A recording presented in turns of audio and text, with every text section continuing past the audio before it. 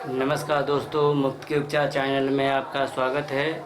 संस्कारी बच्चा बनाने का भाग 2 मैं प्रस्तुत कर रहा हूं। आप सभी मित्रों को नमस्कार, जय हिंद। पूरा विषय पिछले वीडियो में लेने से थोड़ा समय ज़्यादा लग रहा था, इसलिए मुझे डबल वीडियो बनाना पड़ा। एक वीडियो में थोड़ा सा लंबाई ज़्यादा होने के कारण उसमें बोरियत आ जाती, इसलिए मैंने डबल बनाया। जिसको एक देखना हो तो एक देखे, दो देखना हो तो दो देखे, पर पूरी बात दोनों में कही है। मैं बताना चाहूँगा कि मैंने पिछले वीडियो में बता ही दिया था कि जो बच्चा छोटा होगा वह कफ के दायरे में होगा। कफ के दायरे में बच्चा नींद ज़्यादा लेगा, तो नींद कितनी ज़्यादा लेगा? जो बच्चा मतलब जन्म लिया है और 4 साल तक, वह बच्चा यदि 16 घंटे तक सोए तो उसमें कभी चिंता मत करना। 16 घंटे तक यदि बच्चा सोएगा तो उसमें कोई चिंता मत करना, कभी मत घबराना कि ये बताओ 16 घंटे सोता है, ये 8 घंटे ही जगता है, वो इतना ही जगेगा। क्योंकि बच्चा कफ के दायरे में है, कफ भारी होता है, भारी होने के कारण उसका बीपी ज़्यादा हाई रहेगा, वह सोएगा। सोने से बीपी कंट्रोल में रहता है, ये सब जानते हैं। तो 16 घंटा सोएगा। अब 4 वर्ष से लेकर के 8 वर्ष तक वह बच्चा कम से कम 12 घंटे सोएगा, और 8 वर्ष से लेकर के 14 वर्ष तक वह कम से कम बच्चा 10 घंटे सोएगा। और यदि इतना बच्चा सो रहा है तो आपको कभी घबराने की कोई ज़रूरत नहीं कि ये कितना सोता है कितना नहीं, वो सोएगा ही।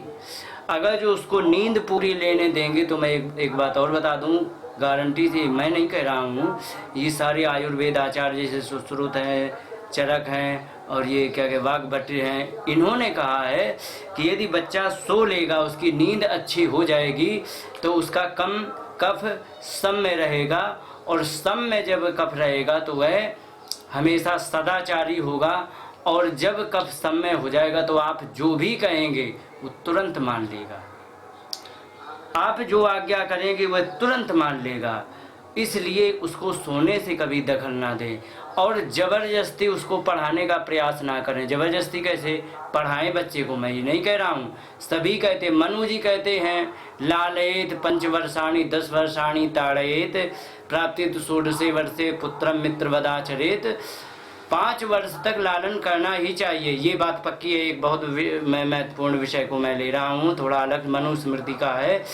बच्चे को 5 साल के पहले यदि कोई व्यक्ति पढ़ाता है तो समझ लीजिए कि वह बच्चे का एक तरह से हत्यारा है। क्योंकि बच्चे को 5 वर्ष के पहले ना तो उसको ग्रहण करने की क्षमता होती है, ना ही उसको कोई समझने की क्षमता होती, बस उसको रटा सकते हो। लेकिन रटाया हुआ ज्ञान हमेशा बोझ होता है, और समझा हुआ ज्ञान हमेशा काम आता है। तो ऐसी बुद्धि में पढ़ाएं। इसीलिए सरकारी विद्यालयों में नियम बन गया 6 वर्ष से पहले बच्चे को एडमिशन ना लें, और ये बिल्कुल सही है, मैं इसके बिल्कुल समर्थन में हूँ, और ये बिल्कुल वैज्ञानिक और आयुर्वेदिक वैज्ञानिक है, बिल्कुल सही बात है। आजकल ये जो कॉन्वेंट विद्यालय चले हैं, ये केवल सत्यानाश करने के लिए चले हैं। मैंने ऐसे बहुत से देखे हैं बच्चे जो कम से कम 8-10 वर्ष की अवस्था में पढ़ने को बैठे, लेकिन टॉपर्स गए।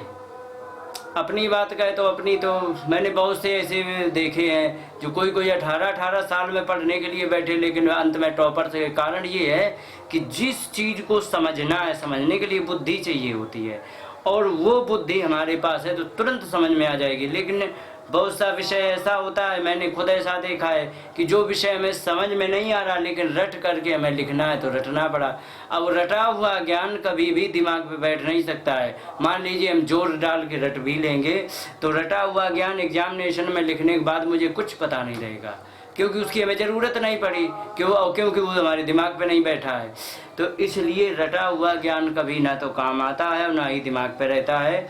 इसलिए ज़बरदस्ती कॉन्वेंट विद्यालय वाले जो 2-2, 2.5 साल के बच्चों को उसमें ले लेते हैं, और उसमें कितना बड़ा अत्याचार करते हैं कि पहले तो क्या होता है कि पहले माँ बाप 7 बजे से एक तो विद्यालय खुलते, अब माँ बाप उन्हें 6 बजे तो जगाएंगे ही। अब उसके सोने का समय, क्यों सोने का समय? क्योंकि सुबह सुबह हमेशा कफ तेज होता है। ध्यान रखना, आप अनुभव कर लेना, सुबह सुबह कफ का मौसम होता है। हमेशा याद रखना, तुम रात में 1 बजे तक 2 बजे तक जगते रहो, आपको तकलीफ़ नहीं होगी। और अगर जो तुम शाम को सो गए और 2 बजे जग गए तो आपको ज़्यादा तकलीफ़ होगी, क्योंकि कफ के समय में सोने को ज़्यादा मिलता है। और खूब रात भर सो लिए, लेकिन सुबह 4 बजे ज़्यादा नींद आती, क्योंकि कफ का समय है। तो कफ के समय में उसको सोना चाहिए। जितने बजे तक उसे सोना चाहिए उसके 1 घंटे पहले तो विद्यालय खुल जाता है। 8 बजे तक बच्चा सोए तो कोई तकलीफ़ नहीं है, और वहाँ विद्यालय 7 बजे खुला तो 6 बजे जगाना पड़ेगा। तो ये भी एक बच्चों के साथ बहुत बड़ा अत्याचार है। मैं इसके बिल्कुल विरोध में हूँ, है ना। और सरकारी विद्यालय तो ज़्यादातर 10 बजे खुलते, तो ये अच्छी बात है। बच्चा मान लो 6 वर्ष का है, 10 बजे खुलता है तो उसे 8 बजे जगा दिया, 8:30 बजे जगा दिया, स्नान ध्यान उसका करा दिया, भोजन करा दिया, और 9:30 बजे भेज दिया, तो आधा घंटे में आराम से वह विद्यालय में जा कर के पहुँच जाएगा और जा कर के अपनी पढ़ाई करेगा। अब तब पढ़ाई ज़्यादा अच्छी होगी, क्योंकि उसका कफ एकदम नियंत्रित होगा और दिमाग में शांति होगी, क्योंकि कफ कंट्रोल में है। और शांति होने से उसको जो पढ़ाया जाएगा वो समझेगा कुछ, और यदि कफ बिगड़ा है तो समझ में नहीं आएगा और चिड़चिड़ा हो जाता है। जिसका कफ बिगड़ेगा तो ध्यान रखना हमेशा वह बच्चा चिड़चिड़ा ही रहेगा, और जिसका कफ बिगड़ता ही गया तो इतना चिड़चिड़ा हो सकता है कि वह क्रिमिनल बन सकता है। ये पिछले वीडियो में बता दिया था। उदाहरण के लिए आपको देखना है तो अमेरिका और ब्रिटेन, यहाँ के बच्चों को देख लीजिए, जेलों में 70% तो बच्चे क्रिमिनल मिलेंगे। कारण क्या है? एक तो उनका मौसम ही है कफ का, क्योंकि ठंड रहती है वहाँ, ठंड हमेशा कफ का वो होता है। कभी भी भारत में भी देख लो, जिस समय ठंड ज़्यादा पड़ती है उस समय नाक से पानी निकलता है, कफ बढ़ा रहता है, क्योंकि कफ का ही मौसम। वहाँ पर ठंडी हमेशा रहती तो कफ हमेशा बढ़ा रहता है, और बच्चे कफ के दायरे में होते, मौसम और कफ को बिगाड़ रहा है। और वहाँ का नियम संयम ऐसा है कि कफ को कंट्रोल नहीं करना जानते, क्योंकि कफ बात पित्त की तो चर्चा केवल भारत में होती है। कफ बात पित्त केवल आयुर्वेद सिखाता है, उनके पास तो कफ बात पित्त है ही नहीं, जानते ही नहीं है, तो उसका क्या ट्रीटमेंट करेंगे। तो परिणाम क्या निकलता है? इतने बच्चे चिड़चिड़े हो जाते, इतने चिड़चिड़े हो जाते कि टीचर को गोली मार देते हैं, माँ को गोली मार देते, बाप को गोली मार देते, जेल चले जाते। और वहाँ पर जो अपराध यहाँ पर 30-30, 32-32 साल के लोग करते, वहाँ पर वह 12-12, 14-14 वर्ष की उम्र में सब कर गुजर चुके होते हैं। तो वहाँ पर हर अपराध वे करते हैं। तो इसलिए कहने का मतलब ये है कि बच्चे को कभी सोने से ना रोकें, नहीं तो वो चिड़चिड़ा होकर के अब आपकी आज्ञा का पालन नहीं करेगा। अब उसके खाने पीने के लिए मैंने बता ही दिया था, दूध, घी आदि आदि सब कुछ खिलाएं, इससे ठीक रहेगा। और उसको मैदा ना खिलाएं, ये पुनः कह रहा हूँ, इसलिए कह रहा हूँ क्योंकि आपको पिछली वीडियो नहीं देख पा रहे हो, इसी में देखना चाहो तो मैदा और चीनी कभी ना खिलाएं बच्चे को। और तेल के लिए मैंने बता ही दिया था, बहुत अच्छी तरह से छाती में और सिर में, मुंह में, कान में तेल की बूंदें डालें, आँख में तेल ना डाल करके गाय का घी डालें, और उसको काजल जरूर लगाएं। काजल जो होता है वो कफनाशक होता है, और वो आँखों में, आजकल डॉक्टर कहते हैं काजल से इन्फेक्शन हो जाता है। अब वे जानते ही नहीं काजल का क्या महत्व होता है। आयुर्वेद में कई प्रकार के काजल का वर्णन किया गया है, कई प्रकार के काजल का वर्णन किया है। ऐसे ऐसे काजल का वर्णन किया गया जिसकी दृष्टि कमज़ोर है उसकी तेज करने का, ऐसे ऐसे काजल बताए गए, और डॉक्टर कहते हैं इन्फेक्शन हो जाएगा। मतलब ये है कि उनका ज्ञान अभी भी कच्चा है, वे कुछ आज भी नहीं जानते, इस चीज़ में कोई संदेह नहीं है। और बच्चे क्या होते हैं, कफ के दायरे में बच्चे जो होते हैं, तो उसमें मैंने बताया था कि उसमें कल्पना शक्ति बहुत होती। तो अगर जो पहली बात तो देखा होगा आपने कि टीवी होगी तो उसमें क्या करेंगे बच्चे, ज़्यादातर कार्टून देखते। कार्टून में क्या होता है कि कार्टून से उनके कल्पना शक्ति में मदद मिलती है, और उससे वो उन्हें ज़्यादा आनंद आता। जहाँ पर बच्चे पहले क्या होता था हम लोगों के ज़माने में, अब तो खैर ज़माने ही चले गए हैं, सारे ज़माने बदल गए, बदले ज़माने में यही समस्याएं हैं। पहले हम लोगों के ज़माने में क्या होते थे, कहानियाँ सुनाया करते थे, उसको किस्सा कहते थे, कहानियाँ सुनाते थे, राजा था, रानी थी। अब इससे क्या होता था, बच्चे को मतलब तुम कहानी सुना रहे हो, तो जैसे कि आपने कहा एक राजा था, अब उसने कल्पना कर ली राजा कैसा होगा, बढ़िया मुकुट पहने होगा, ये श्रृंगार होगा, नहीं जानता होगा तो पूछेगा राजा कैसा होता है, मुकुट पहनता है, वो बढ़िया श्रृंगार, राजगद्दी होती, राजगद्दी कैसी होती, एक सिंहासन लगा होता है कुर्सी जैसा, उसके आसपास मंत्री होती, सब बताया जाता। तो कल्पना का जैसा बताया वैसे ही वो दिमाग में इमेजिंग करता है, कल्पना करता है। तो उससे क्या होती है, कल्पना शक्ति बढ़ती, इससे बुद्धि भी तेज होती है, क्योंकि वो कल्पना करेगा बुद्धि चलाएगा, इससे बुद्धि तेज होगी, ये निश्चित है। और बुद्धि तेज करने का समय यही होता है, 18 वर्ष तक है, तो बुद्धि तेज करने का यही एक समय होता है, क्योंकि इसी समय से लेकर के वो हर चीज़ की सीखेगा, कल्पनाएं करेगा, तो कहानियाँ सुनेगा, कहानियाँ इतनी सुनाए, कहानियाँ इतनी कहानियाँ सुनाए कि वह कहानी सुनते सुनते सो जाए तो अच्छा है। उसको ज़बरदस्ती ठोक दाब के नहीं सोना चाहिए, वो खुद सो जाएगा, क्योंकि कब के दायरे में वो बहुत जल्दी सोएगा। कहानी सुनाना प्रारंभ कर दे, जब वो सो जाए तो उसे छेड़े मत।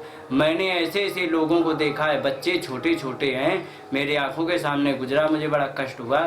बच्चे छोटे छोटे हैं, सो रहे हैं, उठ करके आए और उन्होंने मारना पीटना शुरू कर दिया, क्योंकि बिना माँ बाप गैर तो व्यक्ति ऐसे ही व्यवहार करेगा।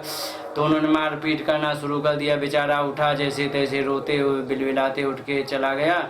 ये बहुत गलत है। और उसको एक बात और बता दें, अगर जो आपको जैसा अपना पुत्र बनाना हो वैसी ही कहानियाँ सुनाएं। साहसी पुत्र बनाना है राणा प्रताप के, यानी कि वीरता भरी कहानियाँ सुनाएं। धर्मात्मा या फिर वो विद्वान बनाना है तो विद्वानों की कहानियाँ सुनाएं, वे ये करते थे, ऐसे ऐसे तर्क हुआ करते थे, ये होता था। तो जैसा पुत्र बनाना वैसी कहानियाँ सुनाएं। इसके लिए क्या है, इसके लिए पहले खुद तो शिक्षित होना चाहिए, मतलब खुद तो जानकारी हो, खुद को जानकारी नहीं तो दूसरे को क्या सिखाएगा। तो इसलिए इन सभी बातों को बच्चे को पढ़ाने के लिए पहले बहुत पढ़ना पड़ता है और तब बच्चे को पढ़ाया जा सकता है। पहले के माँ बाप बड़े अच्छे हुआ करते थे, अनपढ़ होते थे, कभी जगाते नहीं थे, बहुत समझदार माँ बाप होते थे, जगाते थे तो बड़े प्रेम से। बच्चे को हमेशा प्रेम से जगाना चाहिए,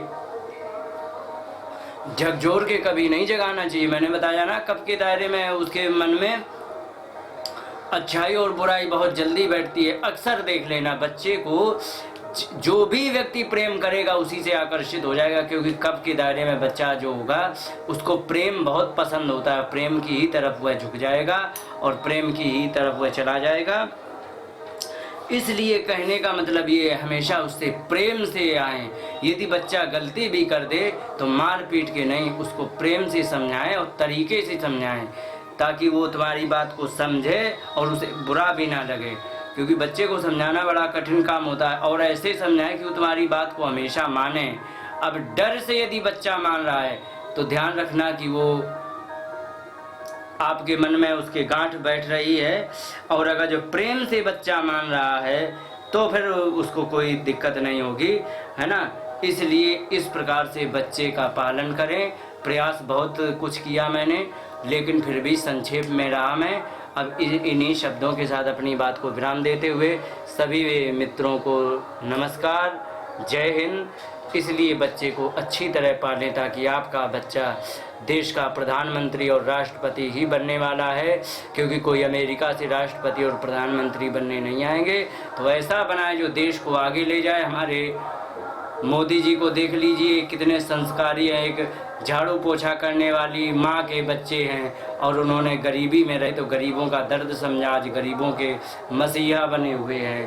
तो इसलिए ऐसा व्यवहार करें कि ऐसे मोदी जैसे ही सभी बने और मोदी जैसे ही प्रधानमंत्री और राष्ट्रपति बन के आएँ। वो आपके ऊपर निर्भर है। इन्हीं शब्दों के साथ सभी मित्रों से नमस्कार, जय हिंद।